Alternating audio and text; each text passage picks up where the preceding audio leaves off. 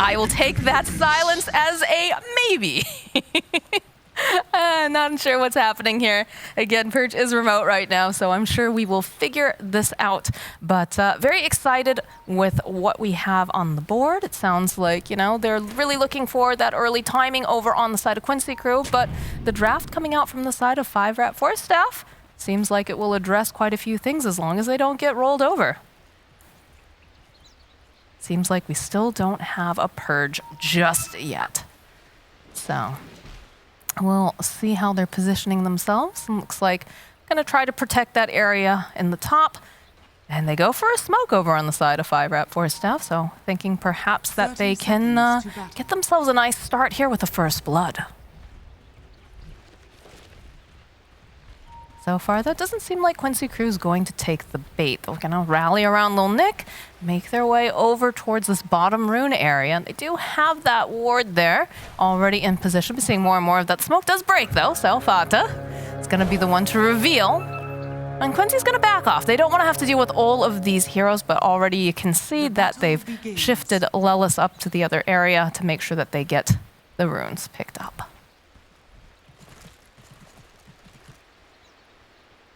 Everybody's gonna head off to lane. See the block coming out here from Quinn. It's gonna be several people still hanging out over in this mid lane for the time being. A little bit of a force here coming out. Just trying to make sure that 5RATFORCESTAFF can't go and block up these camps.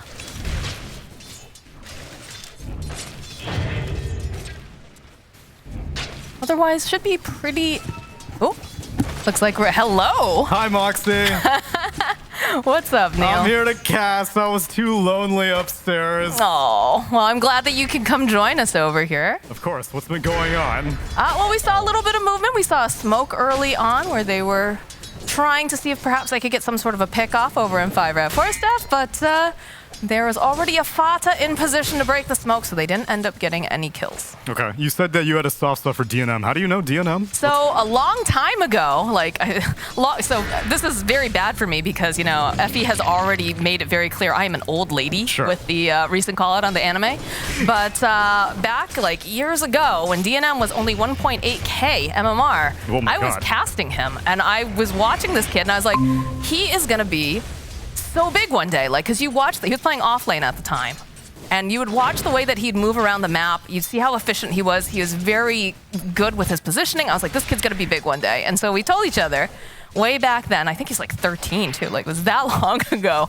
We were like, all right, you're gonna play at TI and I'm gonna cast you at TI. The dream. I know, it's a very wholesome thing, and I've been seeing more and more of this. 1, 2, oh my 3. goodness, now we have a tri-cast. Hell no, we yeah. don't. Purge, please. No, you're here now, Neil. Tell me your insights. What do you think about this bottom lane? I agree with what the panel said, that Abaddon's gonna make life very unpleasant in that he's basically an outright counter to the Jakiro. But Giant should have known what he was getting himself into. Now the question is, how do you skill build as a 4-position Jakiro? Do you worry about your push capabilities? Or are you just mainly focused on the lane, trying to make Fata burn off as much mana as possible?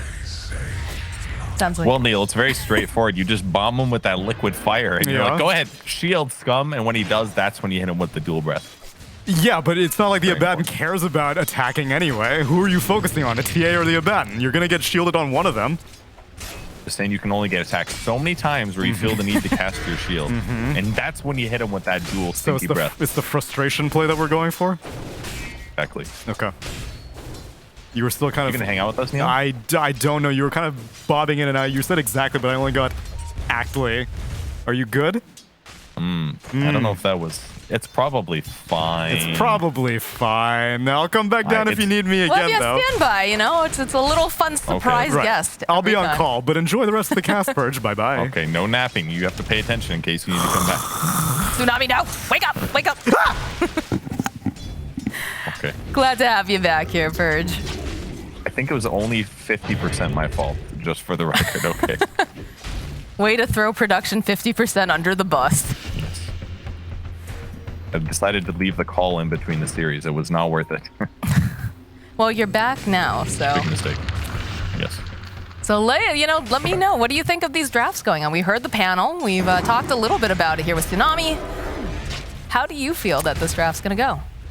I mean, the 5RATFORCESTAFF draft is very good at getting kills. I think that's the thing about it that's the most impressive. The Inkswell combo type stuff was very successful during the group stage of the major. Kind of fell off a little bit afterwards, but if 5RATFORCESTAFF can use that effectively with a good blink timing for speed, then it could do a lot at shutting down Quincy crew and getting kills against them. With that said, though, Fada can offset a lot of that with his shield, because it won't just be liquid fire coming at him, and it'll be a lot more than that. So if Fada is positioned well and sitting behind the right heroes that are getting ganked, then that could be really big for making the value of 5RATFORCESTAFF's draft feel a lot less good. I think a lot of people are excited to see Fada picked up on this team here, and we already heard, you know, there was a interview that was done saying that his knowledge of Dota is just so incredibly expansive that it's going to be a real treat to see what he can do over here on this NA team. I think if he sticks to like heroes that are relatively in meta, I think he'll be pretty confident with where he's going to be. A lot of the times, on some of the cases with Tundra, he just tried a lot of weird stuff. And it was like the gyro supports and things like that. And maybe, I mean, it's not necessarily like an underperformance, but like you almost wonder like, okay, cool. Are you studying meta or are you just like having fun kind of like, maybe it'd be better to pick to like have to also play the top supports. That way it gives you another draft advantage, you know, so that kind of thing. True. So I think if he plays like relatively straightforward in terms of the meta, then I think obviously his skill is never really questioned other than that maybe, but I'm sure he'll be a really good fit for Quincy. This is looking like a dead speed. He's gonna buy himself a bit more time here, but oh, they're having the Taipei move around. It's still gonna be the first blood. But Albina Zebra making his way over. Throw out a little bit of harassment and soak a little bit of this XP in the mid lane. Those TPs kind of feel bad, I gotta say. I guess he does get a little experience for teleporting in like this, but it was late enough where he wasn't able to get there in time to cover the Tiny, so now that means his safe lane is going to get less kill potential. But I guess it's against a Dragon Knight, maybe not that big of a deal. But in the meantime, MSS still getting experience in the jungle too, so I don't know, maybe it's fine in the end, but ultimately dying not so good. And so far, 2k gold advantage going to Quincy crew. Yeah, I think you definitely prefer to teleport in the nick of time so that way you could save your mid. But on the bright side, you know, silver linings. You get that little bit of the XP soak. Double bounty for Quinn as well. This guy's just one of these great players that it's got to be so difficult to play against him. And, oh boy, all right. Well, Giant just happens to be in the area, and so does Quinn, so gets not only his life, but also his courier's life. And MSS. Yeah, kind of interesting by Quinn there, actually, because he saw him coming in, and he just started hitting Jakiro. So rather than picking up the second bounty, he just starts beating on Jakiro, saying, all right, I'll just kill you instead. Yep. So Jakiro goes for the deny, and Quinn gets a nice kill to accelerate even faster. What's the best way for them to try to deal with this Enigma that just continues to jungle? Because he's getting away with quite a bit. I mean, you can go split his experience. This is a nice opportunity here. They're going to be able to easily, or not going to be able to kill him. The Idolons doing so much damage to Albina Zebra. Took a whole spin to kill him. Yeah. You know, pressuring him in the jungle is that's definitely one option. But so far, he's already denied a lot of experience that the jungler's going to want to go for. That part looks decent. Back in the bot lane, Fada gets killed. It is nighttime for Night Stalkers, so not super surprising. I'm going to took Nick some time to run over here. I'm kind of surprised to see the TA, actually. It was a hero that was being played quite often, especially in the NA DPC, right before the major. And then it basically just got ignored at the major in a lot of cases. Got picked a few places here or there, but kind of cool to see Uwar going for it again here. Yeah, it was really interesting at the major because there was like this mini meta that happened during group stages, right? We saw a lot of the Grimstroke actually got picked up. And then all of a sudden, once we hit main stage, nobody was interested in it anymore. Still had the DK because he's definitely a flavor of the month, or the patch, I guess. But, ooh, all right. Nice little snap up here from Quinn with that Remnant. And the silence into place. One more hit should do the trick. All right, maybe a couple more, but they eventually get their prize, and that's going to open up the mid tower for Quincy crew. That was so many heroes for Quincy rotating for that rune, but oh my god, so value. I was about to say, I'm surprised that Giant decided that he wanted to stick around because they will happily chew through him. Maybe get themselves an Albina Zebra too. They're pretty rare. Confused that Dissimulate, not quite finding him right away, but eventually it's just a ring around the rosy, around the tower. That's another kill here for Yuar. So Yuar sitting at quite a nice start here, as they'll just finish cleaning up the tower and open up the map for the side of Quincy crew. I mean, this is a really cool rotation that they did. I mean, they rotated Yuar over as well for the 8-minute bounty rune, or the 8-minute rune. It happened to be bottom, so it was even more valuable for him to be there. But then with Enigma also showing up, Enigma becomes sort of like a nature's prophet, really, that you show up mid, you get a successful gank, and now you have like 6 Eidolons to tank tower. Every Eidolon took 3 tower hits, and that's just a level 2 Eidolon. So now they just had even more overpowering damage to get the mid tower. So they accomplished like 3 things with this rotation to even compound on their gold advantage even more. It was cool.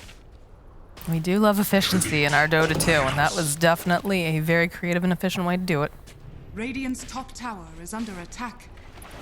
And in the meantime, MSS is still playing aggressive, still getting creeps killed, and not dying himself. I mean, they've got Observer Ward as well to protect himself a bit, but this just like kind of cuts some of the farm on the map. Jug can't sit here and hit neutral creeps, and like ideally he would leave his lane, go jungle, and then occasionally go back to lane. But now when that middle part is occupied by MSS, he just doesn't feel as comfortable sitting there. A lot of rotations coming down to this bottom lane. Looks like they really want to put pressure on this tower. I do have Lelis in the top, who's on the DK, doing his own damage. They'll use the fortification, just hold off a little bit longer before they can take that tier 1. But the push is on here in the bottom lane for the side of 5RATFORCESTAFF. It is going to cost them a potential Dark Ascension, though. This is the value that Night Stalker brings, that when you push this tower, if you do want to dive, you have just overwhelming advantage because you have perfect vision behind all the trees. So wisely, Quincy crew is not going to defend this, even though they potentially could with their net worth advantage, but they don't have a black hole yet. That's the big team fight and spell that they're missing. So not worth messing around there. Let them take their tower. They're still ahead by 5k, and Quincy crew is going to be really happy at this advantage. I mean, look at Leslau, the Dragon Knight, 1900 gold. He's almost got blink, so his game has basically been perfect. And he's going to be able, I mean, all the cores on Quincy crew are really, really far ahead here, showing a big separation in terms of skill level so far.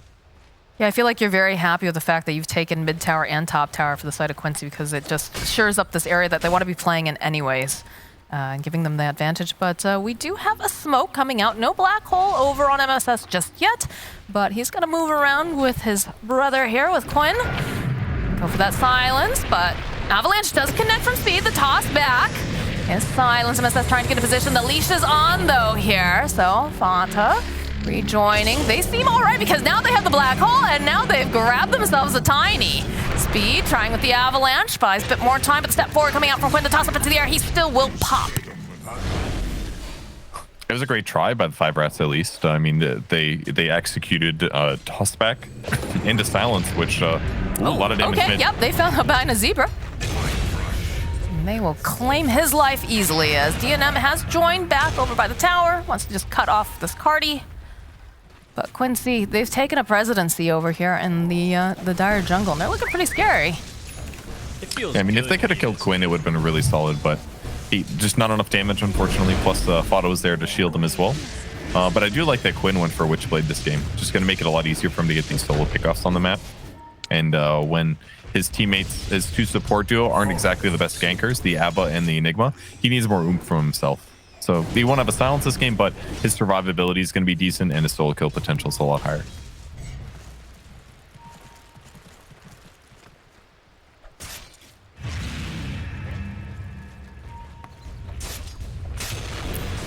A little bit of quiet downtime here. 7k net worth lead at about 12.5 minutes into this game. Net worth is very much in favor going to the side of Quincy crew. As we said earlier, 6.7k on TA at the top. And for the side of 5RATFORCESTAFF, it's 4.5k on the Night Stalker. Was successful earlier on, did manage to find the kill, but probably not elevating the way that he would, or escalating rather, the way that he would like. As Speed walks forward, they have the vision though. They do have the Inkswell, so they're just going to back off, although the Avalanche will connect over onto Fada. The toss up into the air. He's fairly terrible, though. So he's going to be able to use that piggy pole, get out of there. Easy peasy. A little glowing pig action. The blue burning pig. I've never seen that before. It looks amazing, I gotta say. I want to see that a lot more in this game. They re-smoke, actually, and they're going back in. They could kill Fada, but they're like, all right, fine, we'll kill Fada. Fine. They really wanted Quinn, but gosh, just the 5 position. Not as good, but yeah, a kill's a kill. They're making Speed the moves gets on the Nick, board. though. The hunt is on over on the tree line. Laszlo chasing after Nick. He's got that high 5-0. MSS is also here to help provide the damage with the Eidolons, the little mini stuns, and of course ending up with a dead Nick. The silence was a good try. If it was just Dragon Knight there with the stun, he would have gotten away. But nice escape there. DNM getting chased by Quinn here. Just messing with him. The spinny pig. Is that another one you've seen a lot of? I don't see that one too often. I missed the spinny pig. Oh, you missed spinny pig. Yeah. That one sounds pretty fun. Here comes Speed, though, living up to his name. Hunting through the tree lines, realizes Quinn's got to be here somewhere. Gets the avalanche, but where's your vision? Dude. Where's your... There's your vision. There it is, with the nice path. This is looking... it's going to be a little bit more difficult here for Quinn. He can't teleport out, and he's stuck over here in the corner. He's waiting. They drop the macro pyre. But... oh, no. They can't find him. All right, looks like they're going to give up. This is so worth it, though. Look at what's happening in the Roche pit. Oh, I mean, they just saw the dissimulate. They might go for him now. I don't think they can grab him. It was very cool to see him like hesitate and wait for the avalanche because he knew that he was late enough. Where if you try to TP, he gets interrupted without a doubt. But going for it afterwards was a good attempt. Speed just happened to check the exact spot that he's at, so he got the toss interruption. But yeah, it's clear that Quinn's been in that situation many times because he was a step ahead of them a little bit. It's one of the heroes that he's most known for currently is the Void Spirit, so very good handle on that hero and all of its limits. Smoke coming out, though, from 5RATFORCESTAFF. They're going to try to gain some advantage back into their jungle. They do have some nice wards. So they saw that there were people over there, but the scan not going to reveal anything. You get a little courier snipe, though, as Nick will not have that Mithril Hammer. Not for a while now. Full Vlad's is ready to go on MSS, though, so he's still farming very well. His net worth is actually kind of approaching some of the cores on the 5RATFORCESTAFF side, so Quincy is super ready to fight. We have a black hole available. They're gonna lead. Nick on the low looking for a grab. They can't see, though. They have no vision. They don't see. No, the blink out. They'll take down that the one ward over on the side. Smoke did pop, and look at the rest. They're backing off. Speed hiding behind the tower, but they do place down the... oh, they see him walk over it. They know he's there. Laszlo hunting through the trees along with UR. Avalanche will connect, but he is very much alone right now, so they'll find the kill on Speed. And Giant, he was teleporting in. He wanted to help, but not going to be able to do it as Little Nick falling to UR. Getting an Omni Slash up over the side. MSS, though, he's protected. He's still alive. Turning back around, they'll finish off Albino Zebra. And there's the Spinny Pig running for safety. I don't know. Okay, all right. They respect the tower. They're not going to dive that hard on it. Man, he almost gets the kill, but the Omni Slash jumps the other heroes, so no damage follow-up there to kill the Enigma, unfortunately. But, I mean, I was a little surprised to see so many dire defensive Observer Wards in this jungle, but it did protect them from Quincy's smoke initially. It's just unfortunate that Speed walked over that trap behind the tower. The great trap placement by UR gives them the confidence to dive there, and they win a huge team fight and take the tier 2 tower. Now that's going to lead to Outpost, and they still have Aegis time left. 2.5 minutes here. The TA gets to abuse this advantage. This is like exactly as T-Governor foretold, right? He said around 15 minutes, they were going to amp up on the side of Quincy. They were going to start getting extremely aggressive, start putting out the damage on the towers. And, you know, 17, all right, okay, well, they find UR. He still has the Aegis, though, so they're going to have to kill him twice. And I'm not sure they're going to be able to do it because Fata in a great position here, making sure that he can heal up, can just keep UR alive, as they'll get the Soul Bind off over onto Quinn and Lelis. Gonna sit over onto the high ground, the silence coming in, the stun over onto UR. Were they gonna be able to get a kill off of this is the question. Quinn is gonna have to dodge away. A lot of damage coming out from UR. They'll be able to take down Speed. Lil Nick flying over here, but there's a dragon on his tail. There's also a Fata who are trying to chase after him. There's a haste rune, but Quinn snaps it up. You're not going anywhere, Nick. He saw it, he was like, oh, I just need the haste and I can live. And right before he gets there, like 3 heroes blink in. Just destroy his dreams. He almost it was a great crippling fear from him. They were kind of forced to go in due to the double soul bind that was latched here, but oh boy, Albino Zebra, bye-bye. Yeah, it's a very good TA game at this point against both Jakiro. I mean, yeah, they have lots of good ways to break refraction on TA, but TA offensively against those heroes is in a really good spot. So they do commit to this. Unfortunately, they'd already used Avalanche Toss, so the follow-up wasn't exactly there. If it was available in that same moment, maybe Quinn dies. He was really close to dying, but they just didn't have enough damage. I mean, like No you said, Macropyre, I don't think. Oh, Nick's dreams destroyed. Big ol' melt strike. But, you know, it was a good target that they used the Soulbind on, right? Because, you know, you want the Void Spirit to be able to dodge around in these fights. He can't move because he's stuck to Laslau, who is, you know, kind of the big tanky guy in front. And a good Avalanche kind of holding them in place there so they couldn't do their three-legged race. It's kind of like one of those opportunities where, like, okay, the ability, using your ability at that exact moment was a great use of your ability, but it was not the right time. Right. So it's like one of those things where 5RATFORCESTAFF, they saw it and they were kind of like, I guess we're going in. All right. And they go in and it like kind of looks decent, but they're too far behind it. That still wasn't a clean kill. There's a bit of a clean kill right there. Sparta finishing off, and Giant also being sleuthed by Yawar. DNM spinning to win, manages to teleport away. Lone Nick trying to hide over here in the tree line. They have the vision, and they're gonna try to drag him in here. Quite a little bit nervous about that silence, but isn't gonna be able to interrupt the TP, so Lone Nick will make it out alive, and the Aegis does get reclaimed during this time. They are so far ahead on Quincy Crew, though. 19,000 gold advantage is crazy. They have so many items. Void Spirit's gone Boots of Travel. He's almost finished his Ags. Just needs like 1,300 gold more. I mean, Yawar got Blink Dagger after that last fight was won. He's almost got BKB now. They just have everything they want. Quincy Crew, Laslau almost got BKB. MSS basically has his Wraith Pact finished too.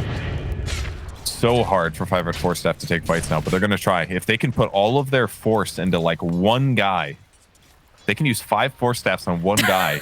Maybe he'll just split 5 different directions.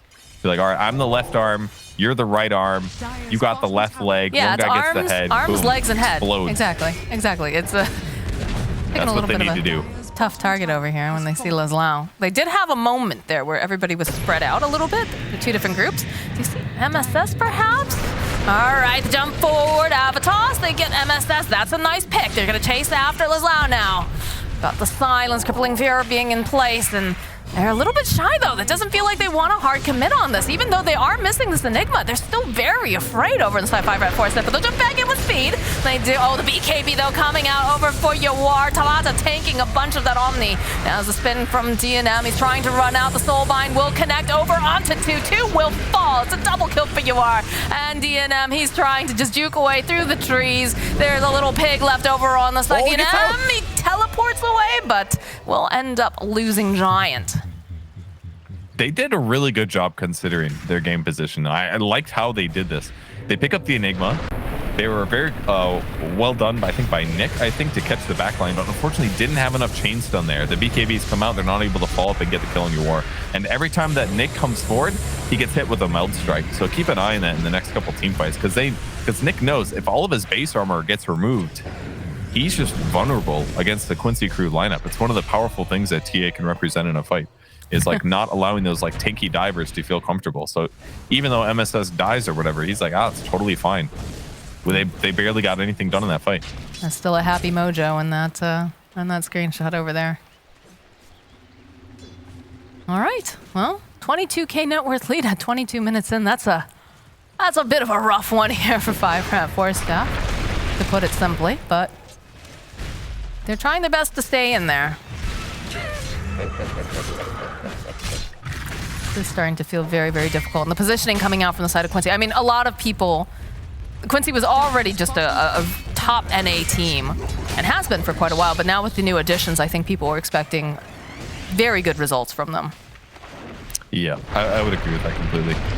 They tried some stuff in the last roster. Didn't quite work out after a decent effort, and here they are. Speed is taking a walloping in Fata with the mist coil, ensuring that they get the kill. As Yawar finds himself DNM, he had to pop that BKB, but well worth it. Yep. And Laslau got a tower. So basically, in this last like 5 minutes, it's just Quincy and Kruger doing whatever they want. Yep. They spread out everywhere on the map. Every single person was successful in what they did in that moment. That's like just gonna basically end the game.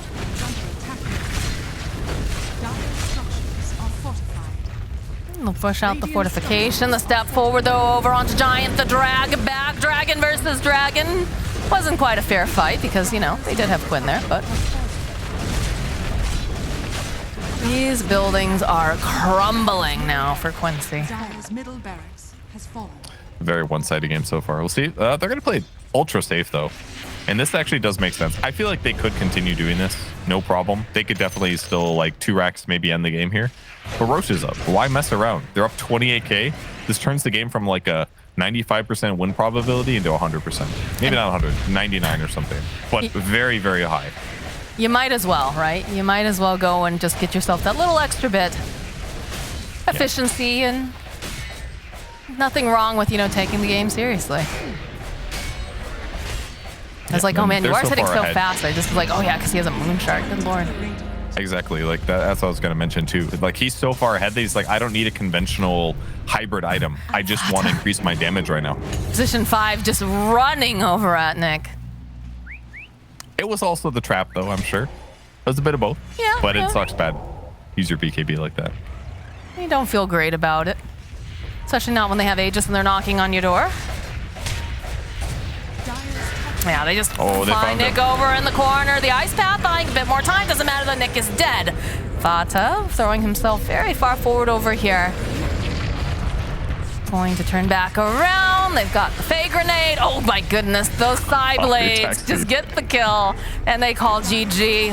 5RATFORCESTAFF has been dismantled by Quincy. Yeah, that was not a close game. The Lanian stage was a nice, moderate, strong win by Quincy.